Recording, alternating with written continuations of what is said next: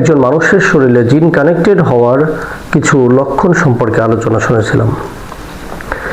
যেই লক্ষণগুলি অধিকাংশই ঘুমের সাথে রিলেটিভ ছিল। আজকে আমরা ঘুমের বাহিরে মানুষের শরীরে উপলব্ধি হয় এই জাতীয় কিছু লক্ষণ নিয়ে আলোচনা করব। আমাদের সমাজে বহু মানুষ আছে যে মানুষগুলির মাথা প্রচণ্ড ব্যথা করে। মাথাও হতে পারে, আবার মাথার দুই পাশের যে কোনো একটি পাশও হতে পারে। যখন কোনো একজন মানুষের মাথা ব্যথা হবে এবং এই মাথা ব্যথাটা দীর্ঘদিন ডাক্তারের কাছে চিকিৎসা নেওয়ার পরেও কোনো ধরনের উন্নতি হচ্ছে না, ডাক্তার দেখানোর পরেও এটার সঠিক কোনো সমাধান ডাক্তার দিতে পারছে না, পরীক্ষা নিরীক্ষার মাধ্যমেও এটার কোনো সমস্যা ধরা পড়ছে না, তাহলে অবশ্যই আপনাকে একজন অভিজ্ঞ রাকি এবং অভিজ্ঞ মুদাব্বির তাদের সাথে আলোচনা করে আপনার কোনো একটি সমাধান বের করার চেষ্টা করতে হবে।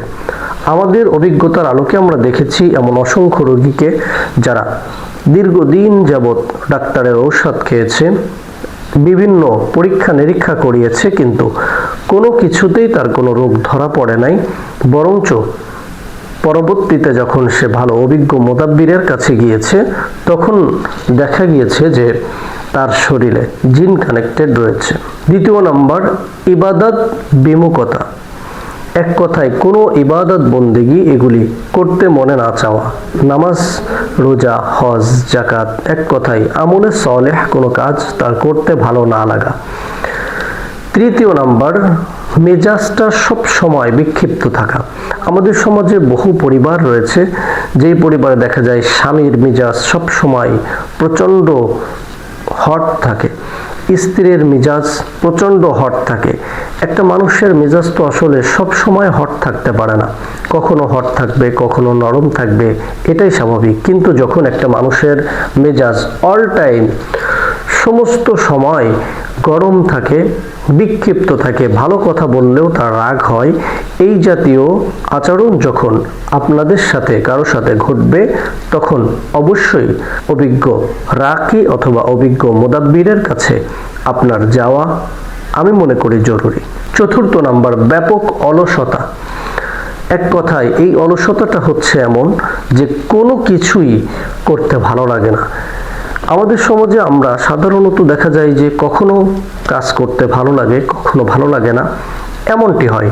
অর্থাৎ কখনো কখনো ভালো লাগা, কখনো কখনো খারাপ লাগা, কিন্তু এটা এমন যে কোনো সময় ভালো লাগে না, সমস্ত সময় শরীরটা দুর্বল লাগে, অলসতা লাগে। যখন আপনার ক্ষেত্রে এমনটি হবে তখন অবশ্যই আপনার ভিন্ন কোনো সমস্যা রয়েছে। পঞ্চম নাম্বার, মৃগী রোগ। আমাদের সমাজে বহু মানুষের মৃগী রোগ রয়েছে।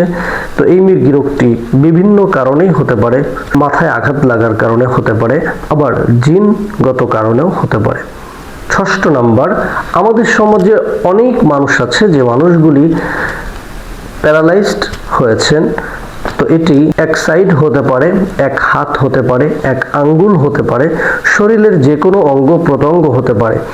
তো যদি কোনো ব্যক্তির প্যারালাইজড হওয়ার ক্ষেত্রে এমন হয় যে একজন মানুষের ডান হাতটা প্যারালাইজড হয়ে গিয়েছে অথচ ডাক্তার সুনির্দিষ্ট কোনো কারণ বের করতে পারছে না, পরীক্ষা নিরীক্ষায় কোনো সুনির্দিষ্ট কারণ বের হয়ে আসছে না, যদি কোনো ব্যক্তির শরীরের কোনো একটি অঙ্গ প্রত্যঙ্গ এমন মনে হয় অবশ্যই অভিজ্ঞ রাকি এবং মুদাব্বিরের কাছে যাওয়া উচিত।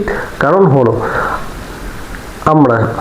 আমরা সকলেই কম বেশি জানি যে আল্লাহ তাআলা জিনকে এমন সক্ষমতা দান করেছেন, চাইলেই সে মানুষের যে কোনো অঙ্গ প্রত্যঙ্গের মধ্যে প্রবেশ করতে পারে। বহু জিন আছে যেই জিনগুলি মানুষের শরীরের বিভিন্ন অঙ্গ প্রত্যঙ্গের মধ্যে তারা বসবাস করে। তো এই যে বসবাস যখন সে করে তার এই অঙ্গটাকে পরিপূর্ণ নিয়ন্ত্রণে নিয়ে নেয়। আবার যখন কোরআনুল কারীমের চিকিৎসার মাধ্যমে, হাদিসের চিকিৎসার মাধ্যমে তাকে সুস্থ করে তোলা হয় তখন তার এই অঙ্গটি পরিপূর্ণ ভালো হয়ে যায়। আসুন আমরা সকলেই সচেতন হই। আল্লাহ তাআলা আমাদের সকলকে এই ধরনের সকল খারাপি থেকে আল্লাহ তাআলা আমাদেরকে হেফাজত করুন, আমিন।